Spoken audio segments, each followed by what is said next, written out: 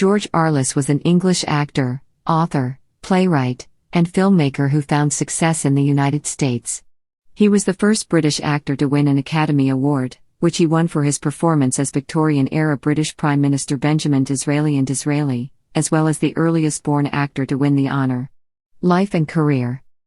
He was born in London and commonly listed as George Augustus Andrews. His relatives referred to him as Uncle Gus.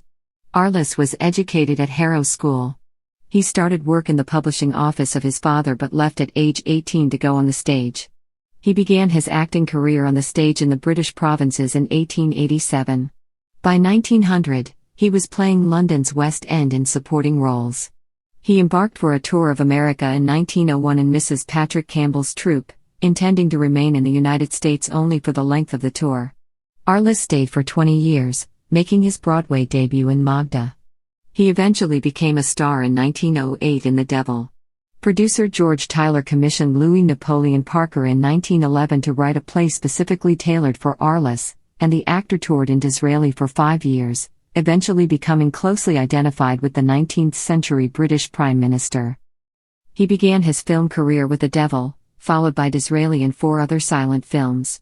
Today, only The Devil, Disraeli, $20 a week, and The Green Goddess, based on the hit stage play in which he had starred, are known to have survived.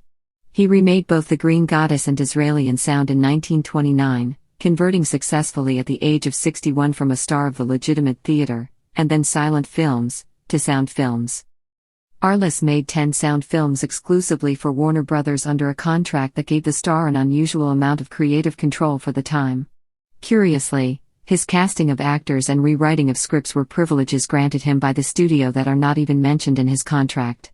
One of these films, The Man Who Played God, was Bette Davis' first leading role. Until the end of Davis's life, she credited Arliss for personally insisting upon her as his leading lady and giving her a chance to show her abilities. The two also co-starred in The Working Man in 1933. Arliss built a production unit at Warner's both in front of and behind the cameras. Maud T. Howell, his stage manager, became an assistant producer and was one of the few female film executives in Hollywood at that time. After his first 3 films, Arliss approved John Adolphi, a capable Warner's director who was open to collaboration with him, to direct each of his films. Adolphi soon was regarded as a successful director of the critically and financially acclaimed Arliss films. Arliss preferred to use the same reliable actors, such as Ivan Simpson and Charles Evans, from film to film. Arliss had an eye for discovering unknown talent, such as James Cagney, Randolph Scott, and Dick Powell. Despite his extensive involvement in the planning and production of his films, Arliss claimed credit only for acting. Working closely with Warner's production chief, Darryl F. Zanuck, Arliss left the studio when Zanuck resigned in April 1933. Zanuck quickly signed Arliss to make new films at Zanuck's fledgling studio, 20th Century Pictures, prompting Warner's to complain to the Motion Picture Academy of Arts and Sciences that Zanuck had stolen their star.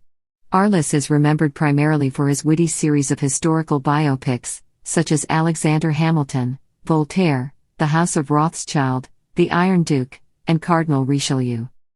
However, he also had a series of domestic comedies such as The Millionaire, A Successful Calamity, The Working Man, and The Last Gentleman. He often appeared with his wife Florence Arliss, to whom he was married from September 14, 1899 until his death. Florence starred both on stage and in films, both silent and sound, with her husband and almost always played his character's spouse.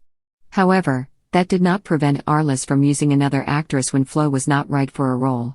Also, Flo turned down roles that George wanted her to play in some films. In 1934, British film goers named Arliss their favorite male star. Arliss was approaching 70 when he completed the British-made Dr. Sin in 1937. He and Flo returned to America later that year to visit old friends, including famed astronomer Edwin Hubble in California. Producer-director Cecil B. DeMille arranged for the Arlisses to reenact their roles in Disraeli on Lux Radio Theatre, DeMille's popular radio show, in January 1938. The occasion was heralded as a new page in radio history. George and Flo subsequently appeared on Lux in radio adaptations of The Man Who Played God in March 1938 and in Cardinal Richelieu in January 1939, which was apparently their final dramatic appearance anywhere. Returning to their home in London in April 1939, the onset of the Second World War prevented their return to America during Arliss's remaining years.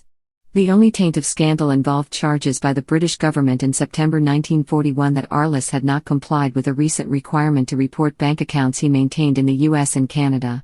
Both men claimed ignorance of the new law, but they were fined and publicly humiliated by the experience. Last years and death. Arliss settled at Pangbourne in Berkshire. Film producer Darryl F. Zanuck tried to interest Arliss in returning to Hollywood to star in The Pied Piper in 1942. Braving the Luftwaffe's blitz on London throughout the war, Arliss remained in his native city. He died in Maida Hill in London of a bronchial ailment on February 5, 1946, aged 77. His gravestone does not refer to his success in the performing arts, although it does cite the one achievement of which he was apparently most proud, an honorary Master of Arts degree he received from Columbia University in 1919. Book. In 1927, Arliss's autobiography Up the Years from Bloomsbury was published. Other. Arliss was a prominent anti-vivisectionist who founded the National Anti-Vivisection Society of Chicago. He was president of the Episcopal Actors Guild of America from 1921 to 1938. He was a strict vegetarian, stating that I eat nothing I can pat. Arliss walked 4 miles each day and took interest in aerobics. Recognition. Arliss has a star on the Hollywood Walk of Fame at 6648 Half Hollywood Boulevard. He is also a member of the American Theatre Hall of Fame. His grave is located in London's All Saints Churchyard, Harrow.